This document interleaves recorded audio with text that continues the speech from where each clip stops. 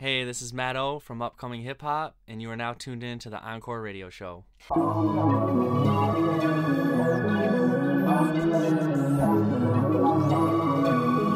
The views and comments expressed on the following radio program by its hosts and their guests do not necessarily reflect the views of... Phone calls outside there, customer on its way, passengers till I pass away, lifestyles of the rich and fake, waste the drugs in an ashtray, smoking loud in that cascade, showing out in that ballet, these are lifestyles of the rich and fake. I'm trying to get a Bushini account, my alpha probably talking more than your rent is about, I'm spending money just to make it, we getting it out, but that's the hustle nigga, guess I just figured it out, gold on my neck, goals on my check, holes on my dick, balls on the net, niggas think I rose from the dead, put the pressure in they fold under that, fool niggas only trying to join the code for the DAC, no flash, doing shit that never was possible. Good morning and hello everyone, this is I.S. Jones. Damn, can I stop laughing? No, continue. I mean, you can continue laughing, but you also can introduce yourself. Why so? Alright, and we are here at the Soul? Yes, Why Soul, and we are here at the Encore radio show with none other than the founder of Upcoming Hip Hop, Matt O. Woo-hoo. That's why I didn't drink. I know, I believe you. Let me caress you there. No. God damn you. Alright, anyway, It's getting we're weird here. behind camera over there. Yeah, it gets a little interesting here on the Encore Alright. radio show. So we are here with Matt O of Upcoming Hip Hop. Hello, how are you? I'm great. Couldn't be happier to be here with the Encore radio team. Okay. I mean, we've been a sponsor now for, 6-7 months. Something like that, yeah. We have a whole SoundCloud playlist of Encore Radio's segments for the upcoming artists. It's also on the website, and it's great to be a part of it. Fantastic. Beautiful. So, Matt, tell us about. Matter of fact, let's start with where you are from. Humble I beginnings. think. Yes, there we go. Humble beginnings. Yeah, Okay. I should name that at the beginning of this podcast. Humble beginnings. You gotta get it like a rainbow sound too. Humble beginnings. Reading Rainbow. Have you ever watched them? Yes, of course I did. Anyway, so yeah, this will be it. So my humble beginnings start in the Midwest, Wisconsin specifically. Grew up there, went to college there. You know, farms, cheese, beer. Is that Not really much going on in the hip hop scene. Is that literally like what Wisconsin? Anytime the I meet cheeseheads. someone and I tell them I'm from Wisconsin, they immediately assume I love cheese. Discount double check? Like, which is fair. I love Discount double cheese. check? No. Discount double check, more of a Packers, Aaron Rodgers thing. Okay. Supporter, Okay. day one, forever. Fair enough. Brett Favre is like hero right next to like Jesus. Savior. Yeah, I think we just got over hating Brett Favre. But yeah. Really? Okay. That's right. Because he did go to Minnesota. For a little Well, not that. He just, we had Aaron Rodgers sitting on the bench, and he was like, yo, I'm going to quit. Oh, I'm going to come back. I'm going to quit. Oh, no, I'm going to come But he back. did a lot though. I mean, I'm a Brett Favre fan. Me too, definitely. I see him as like he won a, I Super know Bowl. nothing of sports, but go on. Damn you. You This is my moment. This is my moment. Y'all can't see the her intern is just like this, broad. Oh god. This is my moment, damn it. Oh, and you will continue to have your moment. You look so pretty today, Wise. We're not gonna do that. What? I can't compliment a man when he looks good. Damn. Sexist. All right, Damn it. whatever. As you were. I am a journalist. I'm not a piece of meat for you to be just oogling over. Tell us who your fans on Twitter. Excuse me? Mm-hmm. Matt. So, yeah. Not very diverse where I grew up. Grew up in the country. Most of my friends listened to country growing up. Okay. I did too just because I was around it. Day I got my first car, bought a CD player, and from then on it was just, underground hip-hop and rap, what I loved. That's what's up. So how did you, everyone has this fantastic journey that carries them right into hip-hop, right?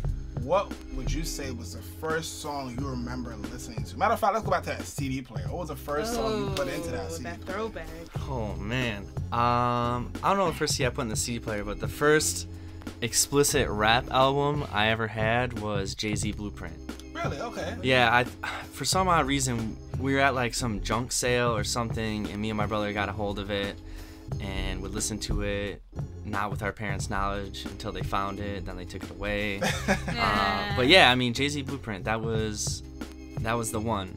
But, you know, growing up in the Midwest, Eminem will reign supreme over everyone. I believe that. I believe that. After moving out to New York, he's not even in the question for top 3, which is fair, you know. You know, Nas, Biggie, Jay-Z, I feel like are always, of anyone who grew up in New York, top 2. When you say New York specifically, that does change things. Yeah. But yeah, so that was like a big thing for me moving out here, was realizing different music I listened to growing up. You know, everyone that's from here knows anyone that's from New York, you know, whether they were huge or known locally, and I didn't really have that growing up. You know, I listened to the Midwest people, and then like what else I could find. Okay.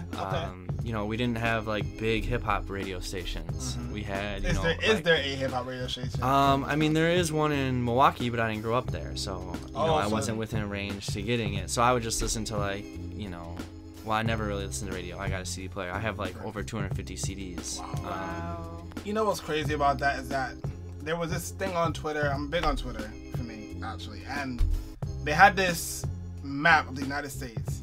And it had a couple states in New York. It was like New York, Boston, you know, and then I guess the other states, like the tri-state area, was all New York still. And DC, Florida, Atlanta, then like Texas, Chicago, and then everything else was kind of like whatever the fuck is out there. And then California, right? That's really how I see Wisconsin. Because when you said that, like you weren't in range of the Milwaukee radio station, I was like, the fuck, you weren't in range? What do you mean? But I just figured that the whole area. I mean, I don't know. Maybe it's because I'm from part of that New York bubble where Hot 97, you could be as far out as Far Rockaway and as far. I mean, you literally could be in Connecticut listening to Hot 97. Yeah, but like far out is like still less than 30 miles. True. Very much true. Like, it would take me an hour and 45 minutes to drive to Milwaukee, but that's 80 miles. Here, it takes me an hour to get to Brooklyn from Queens, and it's like 7 miles. Literally 7 miles. So it's like crazy. That's true. It's definitely changed my like perception on traveling. When people are like, "Oh, you know, that's like a far drive. It's like 35 minutes," and I'm like, "That's ridiculous. Like everywhere that I go is at least 35 minutes." But yeah. Wisconsin, not really much of a hip-hop scene. You know, I have a few friends that do music, whether it's, you know, shooting music videos, making beats, rapping. We had our own little circle. Didn't do really any shows just because the Midwest perception of hip-hop is that it's just immediately associated with violence. They're like, oh, we can't throw a hip-hop show, like, people are going to get shot. When it's, like, so ridiculous. It's going to be, like, a bunch of white kids, you know, supporting some rapper. I mean, it's getting better now. My friend is, you know, kind of in the scene back home doing video and photo stuff. And do you push stuff to him? Yeah, every now and then. He also owns a clothing line and has a 9-to-5, so he's like crazy busy. Yeah. You he's just always recently quit your job. Yes, December. I was doing social media for a digital marketing agency for 2 years, and it was great. I learned a lot about marketing and PR, which had gave me the idea to, you know, do my own business as far as PR and marketing for artists. Since, you know, the blog is a great generator of clients, I thought it was like a better way that I could help artists. And that's what I've been doing. The first client that I ever had, Chad Michael out of LA, his goal was 2,000 plays on each track of his EP after 1 month. And we've been working together a month and a half now, and he's like approaching 4,000 on each track. Nice. So yeah, definitely see the success. I've always said that it's like a bunch of small things that, you know, amount to the plays or the follows or whatever. You're not going to see it overnight. Maybe if you get like a major placement, but you're not going to get that without paying for it. Payola. Nice. All right. So I heard this saying a long time ago, and I actually do think it rings true. If you can, you know, people always say that if you make it in New York, you can make it anywhere.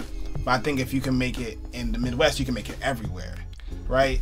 Do you think that rings true? You know, if you take, for example, you know, no-name rapper from New York, and you put him on a tour in the Midwest, and he's just like he could rap and he has talent, but obviously being New York, you can be overshadowed. You think after 3 months he would have like a supreme buzz?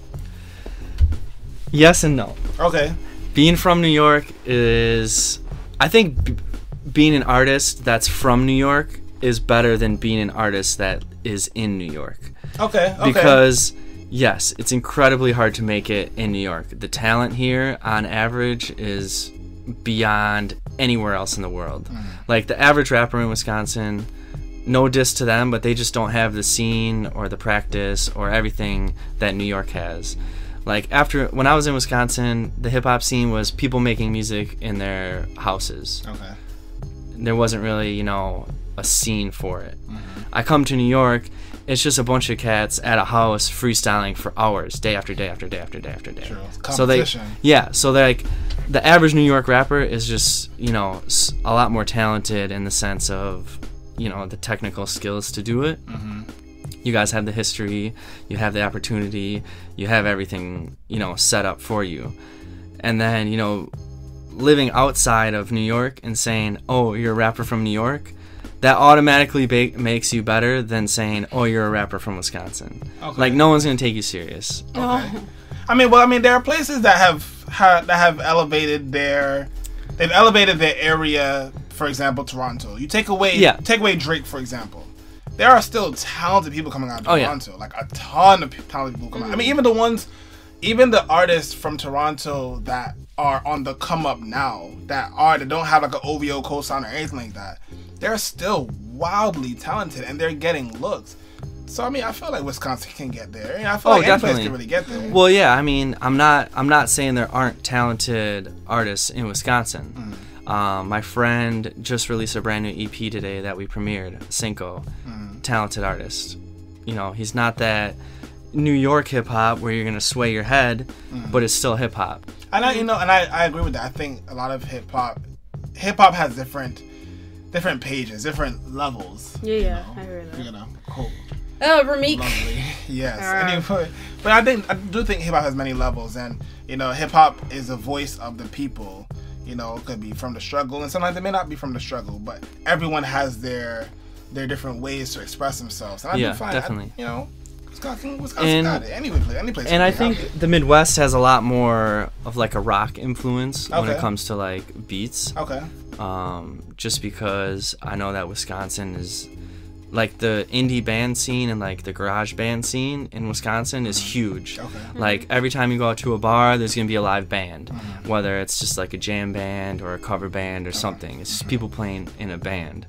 You just don't have that hip hop scene there. And then when you're in New York and people try to tell me that it's like it's hard to make it and do events in New York, I'm like, dude, come on. Like we've done events in everywhere, Manhattan and Brooklyn. We haven't done any in Queens, but I mean there. Don't do this. Listen, I mean, who comes to Queens though? I wouldn't. A lot of people. A lot of people live in Queens. Like you could have a but at the same time, like okay, so I just moved to Astoria. I was talking to someone who's been living there for the last couple of years, and they're like, no bars in Astoria want to do hip hop still, and I'm like, that's really interesting. The only one that I know of is Blackhorn 51, which is in Elmhurst, which is just a bit outside. Yeah. And I don't know if I would really recommend that. So yeah, I mean, I just think that Queens. I mean, because if you think about it, right?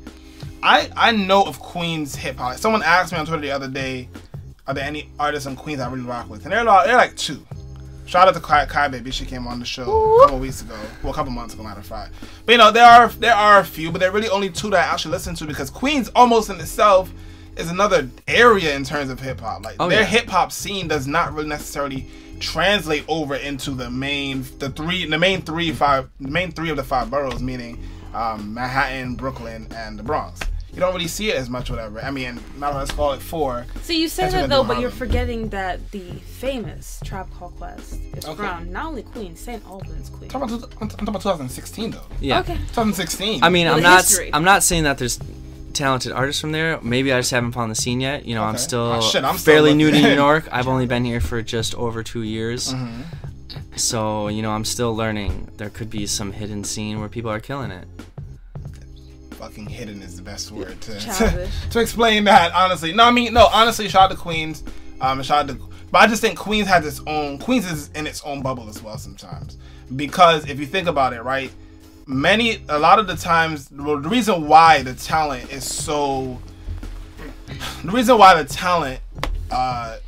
and the talent level, matter of fact, is so good in New York City is because people from different walks of life can intermingle each other and they talk about their experiences like that. Like I think about Camel Style, for example, right? Yeah. Camel is Bronx, Brooklyn, Harlem, right?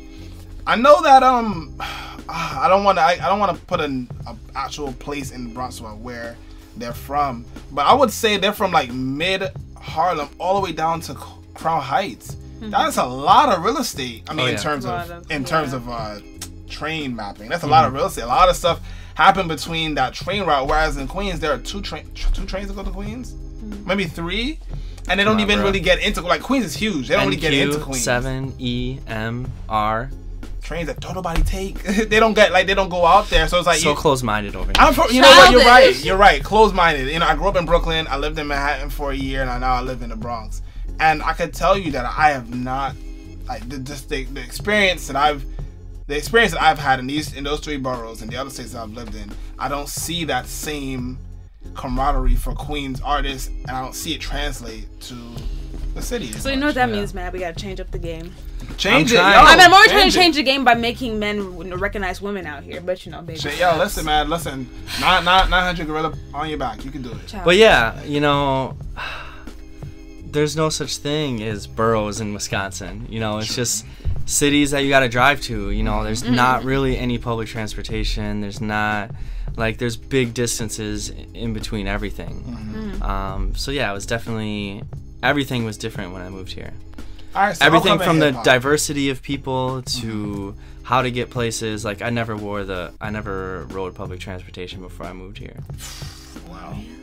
Which, yeah, wow. it's crazy. Because I had a car. I drove everywhere. I did too, though, because I'm from Rancho Cucamonga. Say it one more time. Rancho Cucamonga, yes. Cucamonga. That's a real, yes, my hometown is real it's from Friday, next Friday, Black Friday. Next Friday, yeah. Like, we have very little public transportation, too. Everyone owns a car by the time they're 17. That was the kind of... Yeah, like, the day I turned 16, like, I got my license and had a car. So. I was a late bloomer. I didn't get my license until I was 19. Yeah, I was too, but I, like, went out of school to get my temps before I could get my license, because you gotta have them for 6 months. That's funny because I left New York and moved to North Carolina. I got my license at 16 and my car. So I understand it from both perspectives. Public transportation is like a necessary must. But yeah, while I was in college, started upcoming hip hop. Literally moved into a house, had 4 roommates. They weren't moving in for, I think, 3 months. I had moved in for the summer early.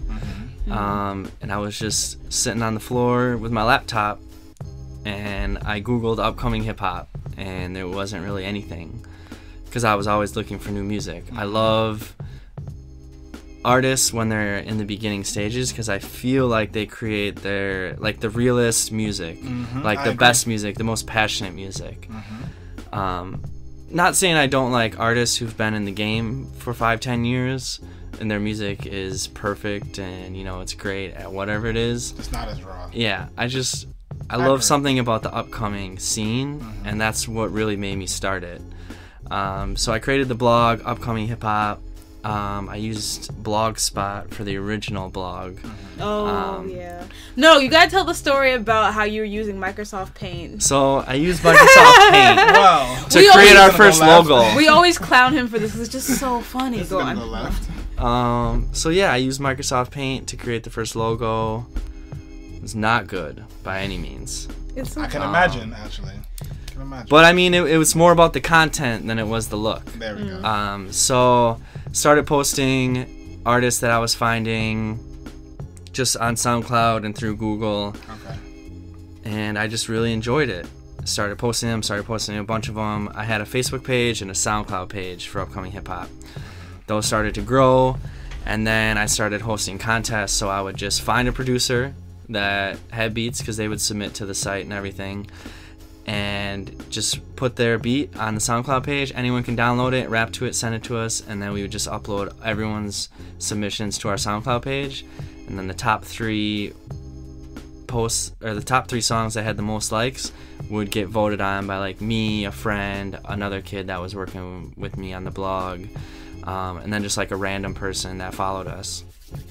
And that's just how we did our competitions. No one was salty when they lost. It was all for great exposure, and everyone got the exposure I think that they wanted. Nice, okay. And then it eventually grew on from that to, Twitter.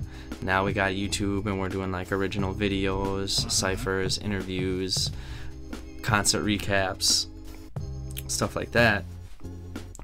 But yeah, we're just trying to grow for the movement.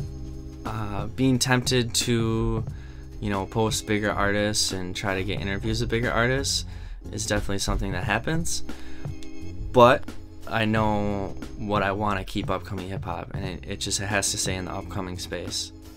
So upcoming to what extent? Are you talking? I mean, I have three different levels. I have the beginning stage, where I call it, everyone's indie to me, mid-major, then mainstream. Yeah. So you basically saying anyone mid-major and mid-major and below, you're good with. Yeah. But our focus is on mid-major. Okay. Over the past couple months, me and the team have had a lot of discussion on what upcoming actually means. Yeah.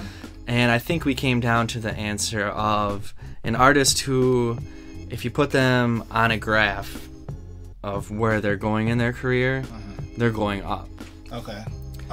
And that doesn't mean that they're like starting their career and going up, obviously, because they're going to get more likes than what they previously had on every song. But to the point where they already have some type of momentum and they're still going up. Like they have, potential. That's something that I looked for in the beginning, was like potential. Okay. Like this song might not be the dopest shit out, but yet it has so much potential, and I can tell this artist is talented that we need to stay along with them, because like a year from now they're gonna release some music that's really good.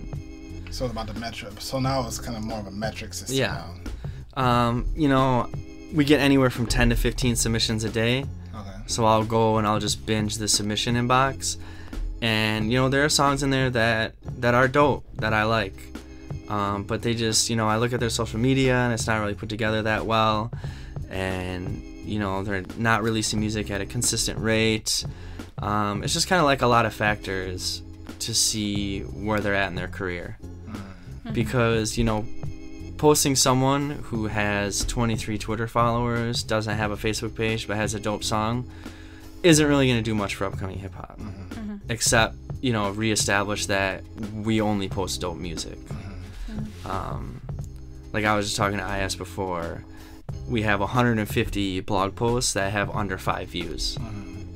I guarantee you 100 of those are really great tracks, but they're just not getting the views that we need.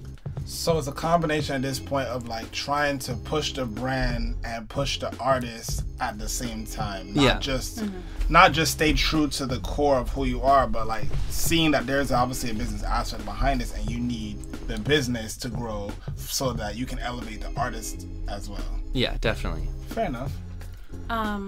So one question I always like to ask anyone that comes in, especially a man, is your view on women in hip hop. Because we're already trying to get into the process of having our own women's conference. Yes. But why do you think it is that oftentimes women in hip hop emerging have to be compared to either Nicki Minaj or some other women rapper? Why is it that there's never a division between a woman's looks and her actual prowess in terms of actual talent? Why do you think it is that we still have to decide a woman's worth and talent based on how she dresses and how she looks? Oh man, that's a tough question. I'm a tough person. People always say that I ask tough questions. That's great though. I know, I'm wonderful. You ask the questions that need answers. Thank you. I think part of it has to do with anytime there are, female musicians, I think if they were mainstream, they would definitely use like sex to sell. But why? Whether it is their music, their brand, or whatever, it's all one thing. like Nicki Minaj. Like, she definitely uses sex to sell her brand and whatever, her music, her drink, whatever that she has. So that's what I think the mainstream consumes, is like any female musician is like always, you know, dressing really sexy or scandalous.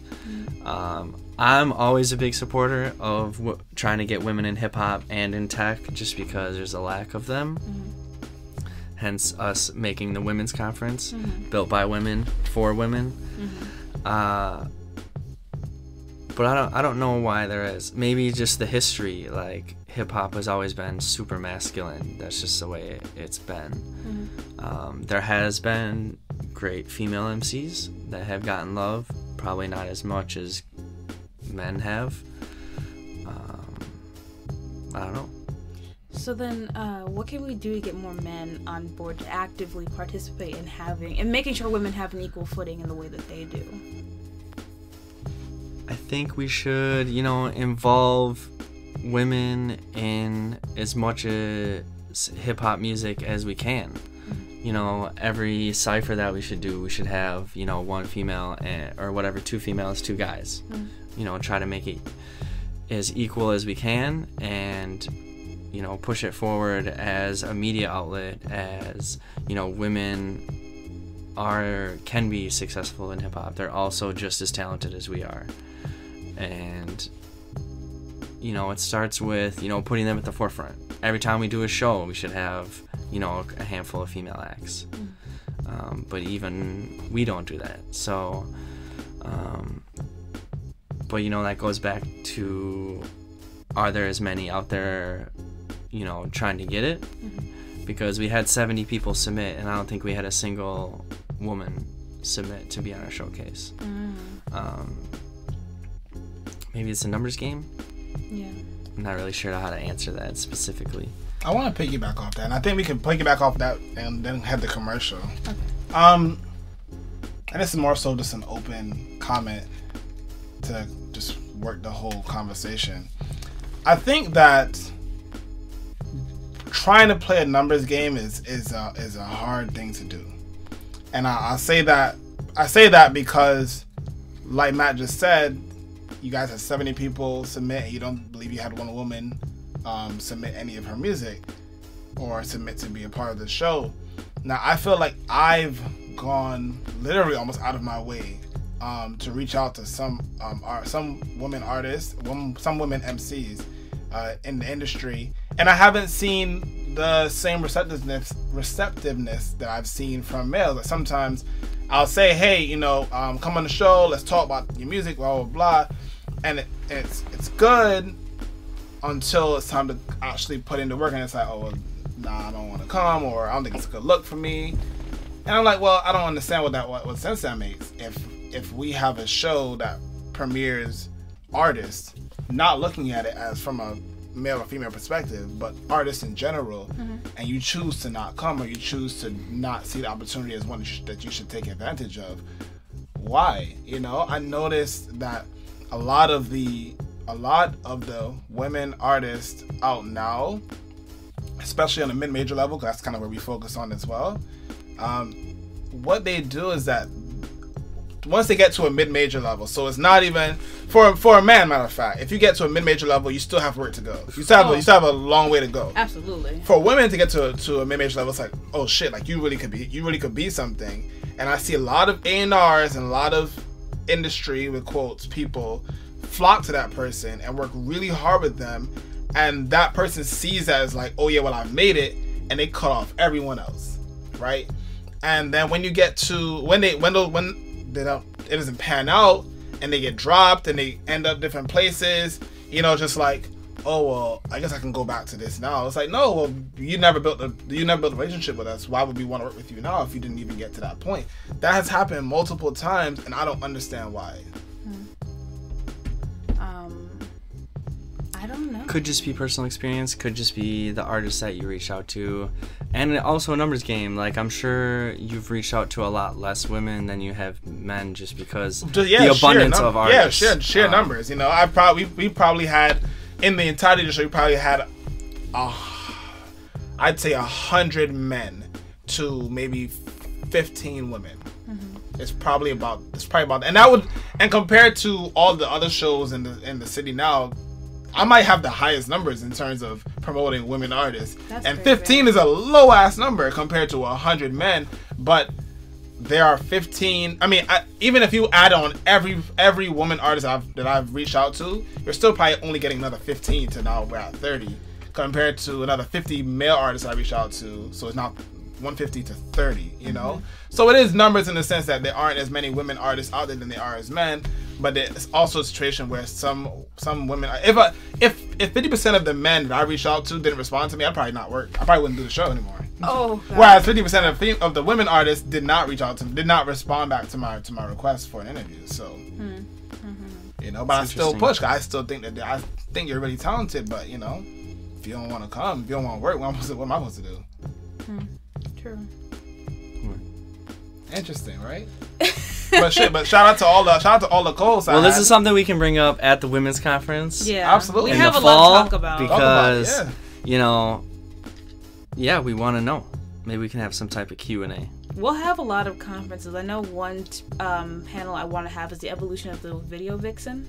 Okay. How the women MC and the video vixen have now become one and the same. Which I think is really good. Yeah. You know, like Matt talked about selling your sexuality. And I think I would like to say Nicki Minaj spoke about this, and what she said was, shit, if a man's gonna sell my sexuality, I'm gonna sell it and I'm gonna make money off my damn self. So I mean, I think that's certainly empowering. You know, I would like that she didn't have to, but if she feel like she should and she's making her own money off of her own body, is that any worse than Future coming out saying that he lies about his lyrics? Well, is that any worse than Future saying that he lies about his lyrics? I think Future said that shit for a completely different reason. Okay. I don't agree. I mean, we could talk about that. For a brief moment, we can talk about it. I'm just saying because, like, you know, she's out there doing what she has to do to get plays and views. Yeah. Straight up. Like, she, sadly enough, she wouldn't get the mainstream. She wouldn't. I know. I've seen. She didn't, you know. I listened to Nicki Minaj have before, all that, and she's had the same out bars there like that. But she was not. She's pretty. crazy talented. Like, she can out rap a lot of these other mainstream rappers. She can. Yeah. And there are a lot of artists. There are a lot of women artists underground who can do the same. Oh, I know. Yeah, a lot. I know girls that can out rap Nicki in their sleep. Like, it's not even a question. But to go back to your Future thing, I would say this: Future is having a little bit of a drawn out, public debate over Ciara and not being able to see his son, and that's his goddamn fault. Wait a minute, trying to get custody and whatnot, and you can't go out and say, I drink dirty Sprite every day, and want to get y'all custody at the same time. It don't. 2 + 2 is not gonna equal 4 at that equal point, the judge telling you fuck no. Which is basically what they told me right anyway. So, but anyway. We're gonna run to a quick break. I don't think we've mentioned Future this early in the show ever. So, anyway, it's the Encore Radio show. It's weird that I brought it up. To be honest. We're here with Matt O of Upcoming Hip Hop. This is Wise Soul. This is I.S. Jones. We'll be right back. Good morning. From growing up in rural Alabama to living as a hippie in California, author Lisa Thomas McMillan understands, in order to see the path that is prepared for you in life, you must first walk it for yourself. Lisa's inspirational book, titled Living Fulfilled, The Infectious Joy of Serving Others, is now available for purchase. All profits from the sales will go to help build a soup kitchen, which will provide thousands of monthly meals for the less fortunate. Visit www.pleasebelievepeoplearehungry.com to order your copy and help this worthy cause. I'm here with Ruth Masfin of Pocket. So Ruth, what does Pocket mean? So Pocket means people of color in tech. And what we do is we amplify the voices of people of color who are in the tech industry and allow them to have their voices heard by writing and contributing to our digital platform.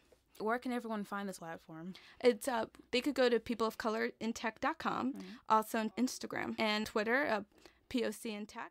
All right, so we're back. It's the Encore Radio Show, live here with Wise Soul and I.S. Jones, Matto of upcominghip-hop.net. Yes. So one thing I've always been interested in talking about back and forth, and I know we've talked about it, Matt, talked about a little bit with Wise too, is the responsibility of the white rapper. Yes. Now, hip hop from like the late 70s into the early 80s initially was a way for young black people. It was focused on men, young black people in general, to focus their rage, their discontent with a system that seemed to exclude them from basic human rights, and a means of channeling their rage into more artistic mediums. As hip-hop began to grow traction throughout its very short lifespan, maybe about 20 plus years, it became more mainstream, and other groups of people began to come in with their own interpretations of what hip-hop is, and makes it the very versatile genre that's become today. Now, of course, there are a lot of great white rappers. I mean, Eminem was even before Eminem, we had the Beastie Boys, we had Vanilla Ice. Yes. But Eminem was my introduction to the white rap, personally. My first ever CD, matter of fact. Yeah. Mine too. Eminem. But yeah, before Eminem, we had our Trailblazers, we had the Beastie Boys, we had Vanilla Ice, maybe some others in between, but I don't know. Eminem was my introduction, as with you two. And with Eminem, it was interesting because his ability to rap was unparalleled. Like, this man could rap. Nobody could take that from Eminem. He could rap. Yeah. But he would also say some crazy out-of-pocket shit, like, you know, being in his mama's closet and burying motherfuckers. He did some shit I wasn't here for. I was like, oh, you crazy. I don't want these problems. I like that aspect of him, that he's out there. It shows that he's human. Yeah. I love that about Eminem. Stand my favorite song. You know, being from the Midwest and, you know, listening to Eminem, I feel like it was almost relatable from people from the West. Like, there was a lot of just, like, weird shit going on behind closed doors. Like, I believe that. Like, it's the country. Like, you literally can do whatever you want, and no one is ever going to question you or see you. It's just really interesting. You know, you see people, you know, there's addicts in the country. You know, there's all types of weird stuff, like super uneducated That's the people. Real country. Like, yeah, like, it's just crazy, you know, growing up listening to Eminem. I never really thought of it as being like his lyrics being really far out there or being like extremely vulgar until, you know, I was like an adult. Then I was like, I don't understand how this dude won Artist of the Decade. Like, have you listened to what he said? Like, it's crazy. Like, I understand he has his like big hits from each album, which don't reflect what his album is about. It's crazy. You know, the one thing that I truly enjoy about music in general is that it is literally a snapshot of what you are living right now. That's why I also like people's first album, because it is the rawest interpretation of what you've been going through. You have never, to this extent, put these words on a musical anything. And this is the first time you're ever able to do it. It's always going to be the most raw. It's always going to be the most purest. It's beautiful. I love that shit. And if he tells you that he wanted to fucking kill his mom, shit, I ain't mad at that. I ain't mad at that. That is what it is. Word. I mean, one of the things I always look for in upcoming artists, you know, is their storytelling ability. Thank you. Yeah, and to feel absolutely. like when an artist shows that they're vulnerable, I really love that. Like, it seems like such a real them. Like, it seems like a real person that I'm listening to that I can be friends with. Someone that had a major, like, when I fell in love with hip hop was Atmosphere. This is a duo from Minnesota. Slug, he's the MC. Ant is his DJ / producer. Our engineer is familiar because he's like, that, like, oh man, it's like poetry, hip hop. Like, I've never been to a show that has felt like one of their shows. Like, the last time I saw their show, Atmosphere headlines this festival called Soundset every year.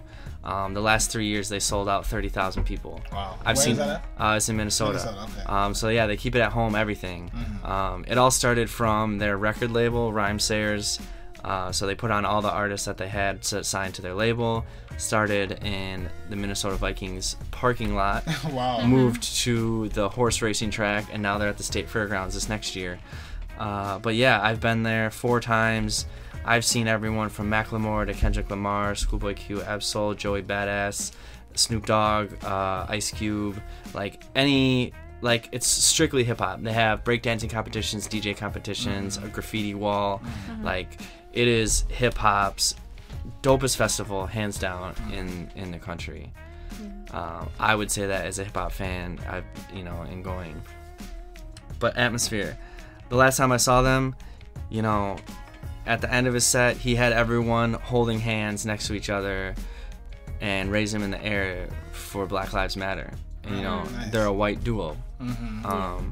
So that's someone that, I really look up to and respect, and say that they are a group that is pushing the culture forward, and they do a great job as doing it as, white artists.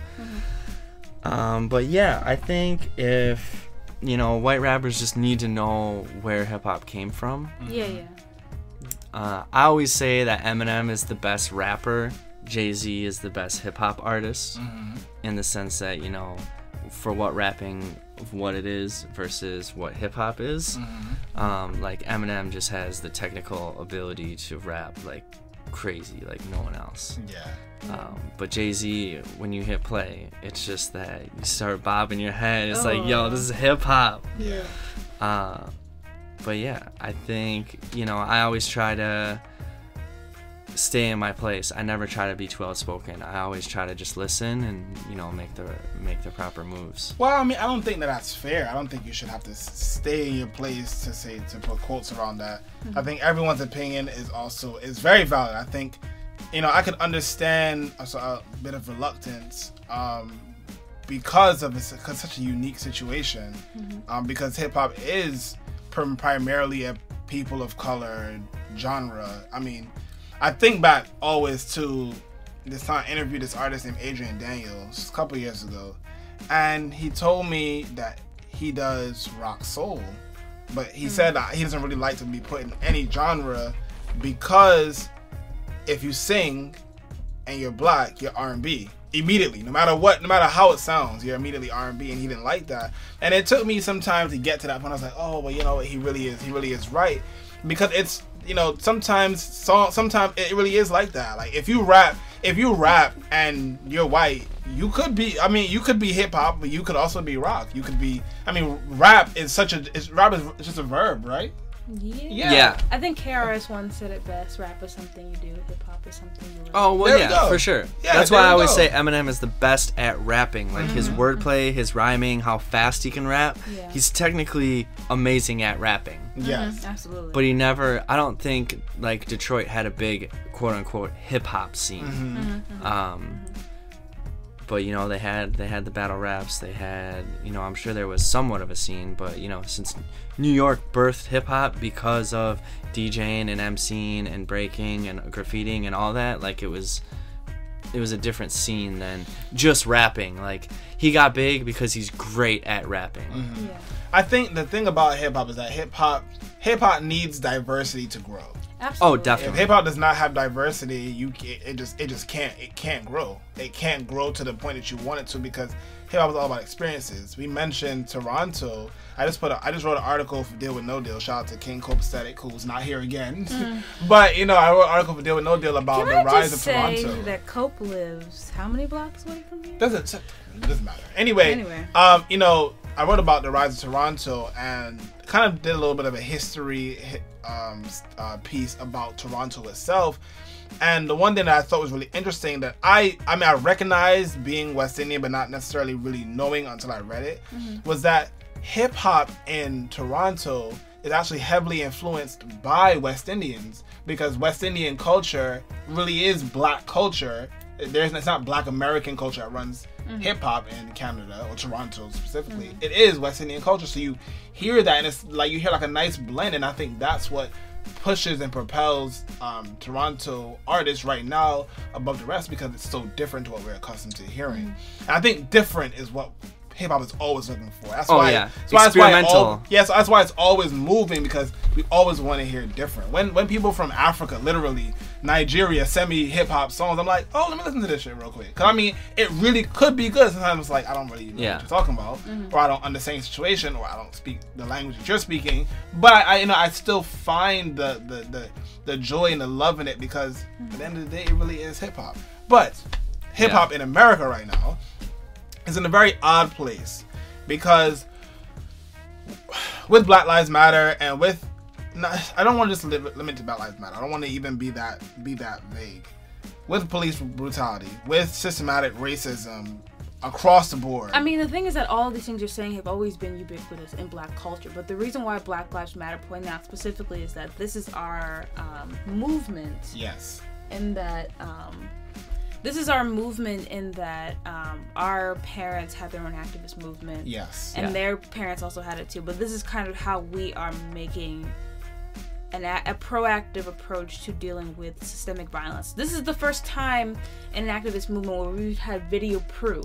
Yes. And hit the internet so fast and reach people so quickly. This has been going on forever, but now finally it's like you can't ignore it anymore because it's happening so frequently and so often. Yeah. And you've known this, but now you have video proof, so now you can't pretend it's not a problem. Because music is the voice of the people. Hip-hop specifically. Like, Black Lives Matter is not a conversation in any other genre.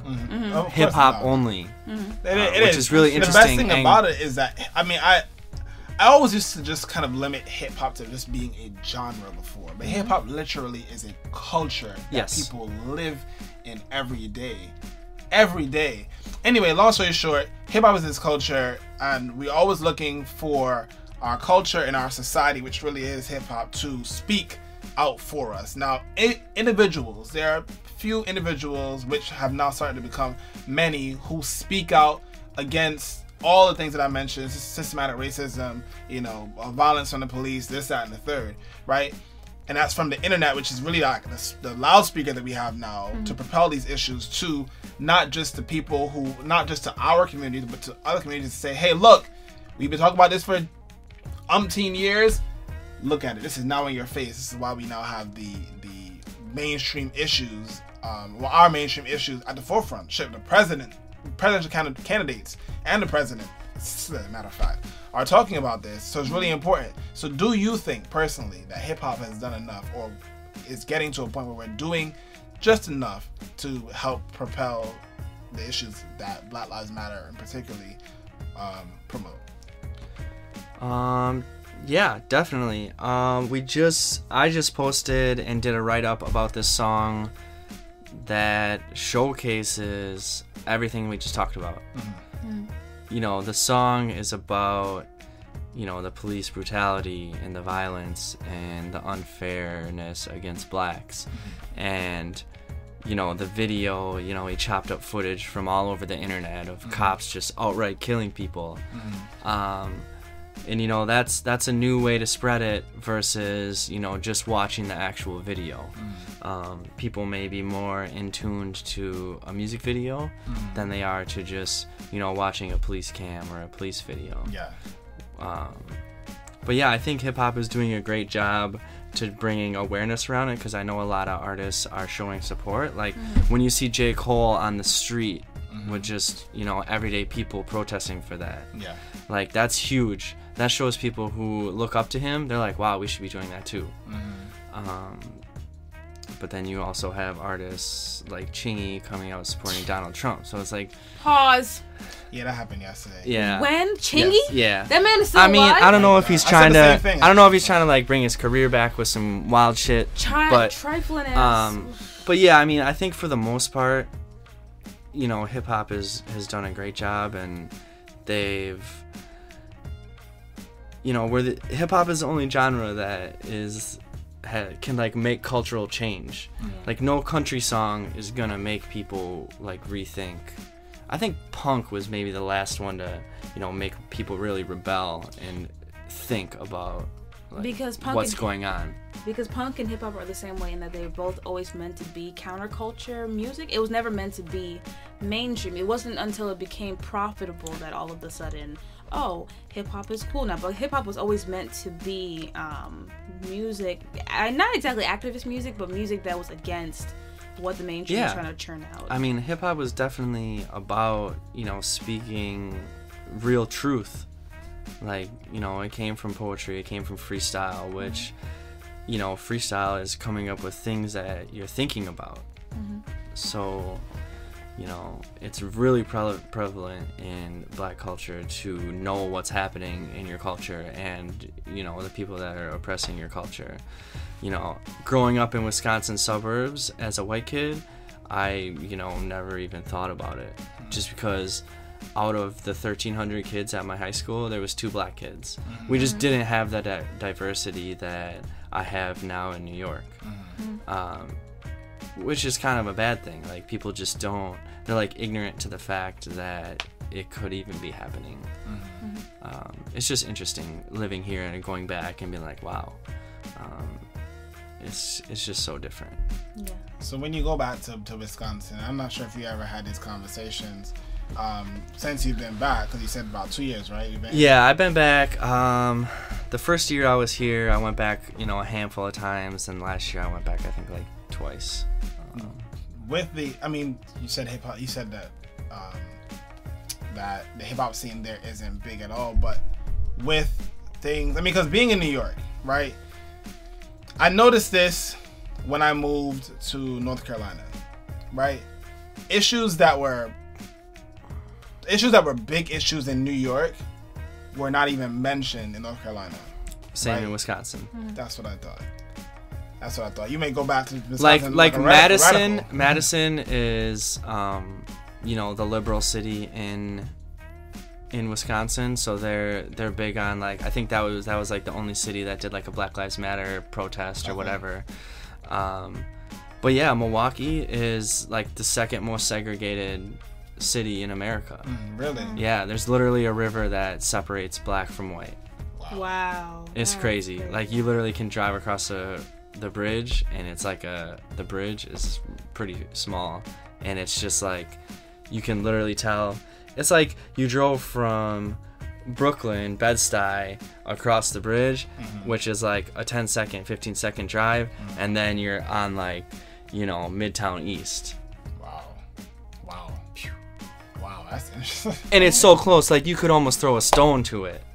Really? Yeah. That's really that's different. You know, it's funny because when I grew up in Canarsie, and my block actually was like that until about, I would like to say 2000. Give it as soon as Y2K hit, boom, it's like my block started to change, and my entire, like, now Canarsie, I'm not sure how familiar you are with Brooklyn like that, but now Canarsie is just like little Flatbush. It's just nothing but West Indians. But I mean, literally, you know, even my school, I grew up, all my teachers were Jewish or Italian, and then eventually it just started to make this large switch. But yeah, literally my block, straight down the middle of the block, all black people lived on one side, all the like Italians and Jewish people all lived on the other side, and it was harmonious to that extent. Yeah, I mean, it was never like that where I grew up. Like, I lived in a subdivision where it was probably, I don't know, 50 families. 48 of them were literally white. Wow. I can't even envision. Like, moving to New York was such a huge eye-opener in terms of, like, diversity. And I love it. Like, I love being surrounded by new people and different types of people and new cultures. Like, it's just, I love it so much. So your experience in living in Wisconsin, how much do you think that made you appreciate the fact that New York is as diverse as it is? How much more aware do you think you are of issues, knowing that you didn't grow up seeing that at all? It's definitely a major learning curve. Like, I grew up where people had, you know, Wisconsin accents. Everyone was white, spoke English. So, like, coming here and, you know, story, Jesus Christ, like, trying to go to the corner store, and, you know, the Asian lady doesn't know that great of English. You know, it was hard for me at first to, you know, get to the point where, you know, I can at least understand and communicate with people who know little English, you know, of any language. So that was definitely, but yeah, I mean, it's almost like a culture shock for sure. Yeah. Because it was just so different. Like, everywhere that I went, Wisconsin was like 95% white people. Every bar, every concert, every family gathering, every school, every whatever. here it's the complete opposite. I've never been like a minority in a situation. Wow, okay. I guess 95%. It's obvious. Yeah. Numbers thing. Why is numbers thing? But yeah, what was the question again?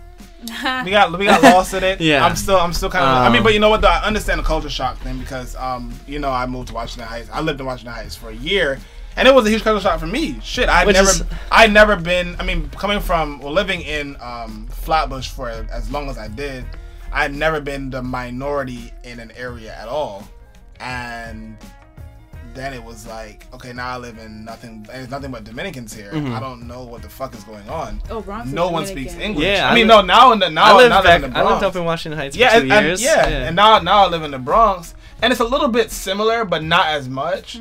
You know, I might see like maybe 10 black people. I might have seen the 10 of the same black people since I've moved to the Bronx, whereas I might have only seen like 2 black people when I lived in Washington Heights, like 1, 2. But because New York is so connected, you know, I hop on a train and move. You know, I go down 2 stops and I'm in Harlem, and it's completely different. So I can understand that. But yeah, I definitely see the culture shock thing, and that was interesting. But for me, I enjoy it. Like I think I strive on it. Like I'm always trying to learn something from someone, and I've always been the type of person to, you know, try to see it from your point of view. So yeah, I'm always I'm pro culture. Nice. I hear that. Nice. So going back to upcoming hip hop, upcoming hip hop is, how many years are we in now? 3, 4. 3, 4. Yeah, 4, I guess. I think I started in the summer of 2011. So approaching 5 years now, maybe. 5 years. But yeah, I was off and on. Starting out, there were months where I went without posting a single song just because like I was in college or doing other things, or you know, it wasn't really my focus. There wasn't like hip hop in Wisconsin to like push me to really do this. When I moved to New York, shout out to my girlfriend Jackie. She's the reason I moved out here. She got a job in book publishing. I still had a semester in college. After I finished up, I moved out here. And yeah, I mean, the rest is pretty much history. Ken, Dark Matter, who works with us now, he was the first person for me to ever meet in New York. He had sent me a beat to use for one of our contests. And I saw that he was from New York, and I was like, hey, I just moved to New York. Can we like be friends? I'm trying to like get in the hip hop scene. And you know, he was great about everything. He traveled 2 hours to come meet me at my apartment. Wow. Up in Washington Heights. He came from Jamaica, Queens. Jesus Christ. Yeah, so yeah, shout out to him for coming to meet me that first time. After that, we hung out for a little bit, went to the South Bronx for the first time, kind of out of my element. Just kind of taking everything in. Shit, I'm still out of my element in South Bronx. I can't even imagine. That was the first place I went to ever. God. Wow. In New York, outside of my apartment. That could have went real left. That really could have. been. It could have. Yeah, we were like on this rooftop behind the history sign, which they're taking down actually soon. Sad day. Yeah, I saw like dudes riding around on dirt bikes on the street, and it was just like. It was like an episode of Gangland. It was crazy, like straight up. That's hilarious. I don't want to exaggerate, but it I was like that. Are. You know, I've never seen that. Like I've never saw people hustling on the corner, like selling. Like in Wisconsin, they would just like arrest you for the smallest amount, or like just over the top for nothing, basically. But yeah, I met him. He introduced me to so many people, and then I just met so many people from that. And it just kind of meeting everyone in hip hop and learning how passionate they were about it with New York artists. It just really propelled me to make it into something great. And you know, being in the upcoming space, those are the artists that need the most help. Yeah. Someone that's already on Complex, XXL Magazine. You know, it's still just, you know, they've already got it. They just need to make great music, and they've made it. Okay. An upcoming artist has so much to work on. Their brand, their social media presence, getting the music out there to new people. I mean, it goes countless. Their first showcase, interview, how to present themselves, to practice for a showcase. I mean, upcoming artists need so much help, and we want to give that to them. Therefore, that's why Upcoming Hip Hop, we post music, we premiere music, we do album reviews, we do ciphers, we do interviews. Like, we have probably interviewed artists for their first interview, probably about 50, 60 artists for their first interview. And I love to say that. Like, I want to be like, I want to be your first interview, just because I know they're so talented.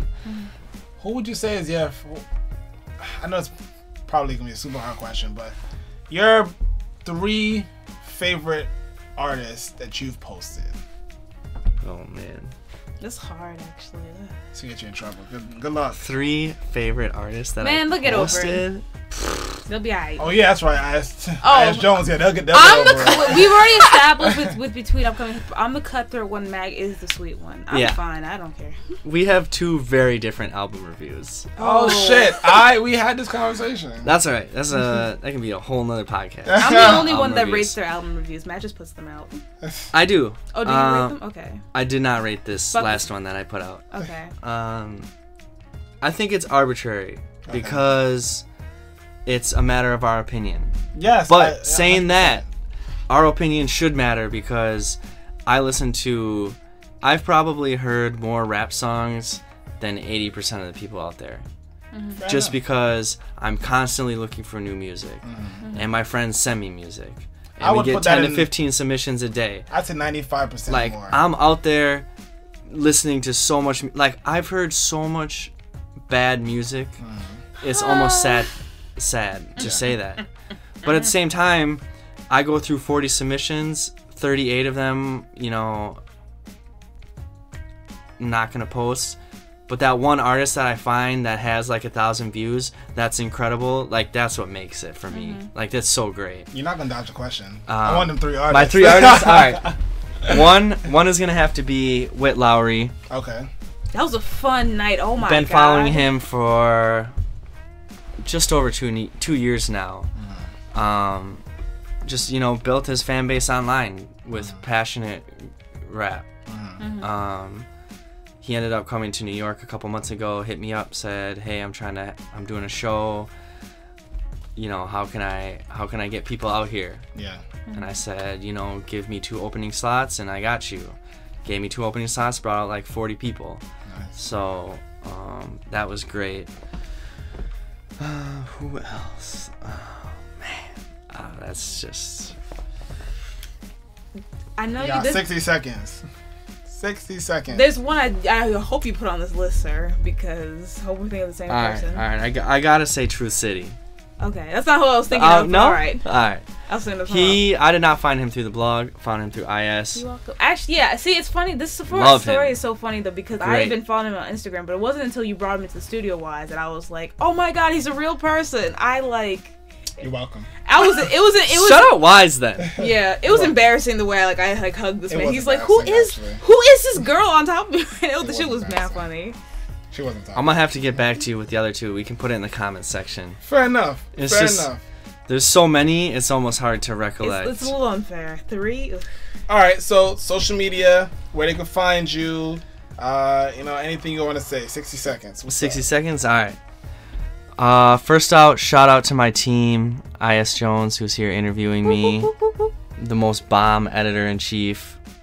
Will tell you if your music sucks or if it's good. I'm building a reputation for being that girl. Shout out to Ken, also known as Dark Matter, rapper, producer, operations manager, friend. Also will tell you to your face, what's up? And, everyone else. Kabani, BK Hippie, he's been great. Shout out to him. He's going to be quitting 9-to-5 life in the next couple weeks. Congrats to him. He'll be retired before he's 30. Kevin, Nick, they were great. Video photo team. Benzie held me from the beginning. Maybe changed from word art to Photoshop. Shout out to him. Shout out to Benzie. But yeah, you can find Upcoming Hip Hop. We're on every social media network. Everything is at Upcoming Hip Hop, except Twitter at upcoming _hip hop. Someone stole that and doing self promo.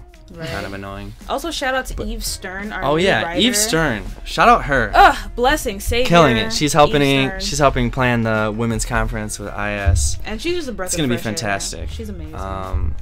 But yeah, if you're gonna go anywhere, www.upcominghiphop.net. All right. All right. Well, folks, this is Wise Soul. This is IS Jones. And just heard an interview with Matt O. Make sure you guys follow us on Twitter, Instagram, and Facebook at Encore Radio Show. EncoreRadioShow.com as well. Find us on SoundCloud. Fuck it. Encore Radio Show. And we're on iTunes, damn it. Follow them. You should also follow because I like to throw drunk subs at Wise on Twitter. Shit's mad funny. So follow her on No, just follow Wise. Just like throw eggplant emojis at him. And Please tweet all your music at IS Jones Poetry. No. Yes, do that. Do that. All of it. I hate all of you. Nope, don't do it. All of you are petty. All right, I'm leaving. Good night. Good morning. Man, oh yeah, we up to this G-Easy show right now. Oh, it's about to be lit. See you guys later. Good night. And good morning. Good morning, matter of fact. Good morning. Yeah. The Encore Radio Show is an indie creative network production and executively produced by Chris Scope Aesthetic.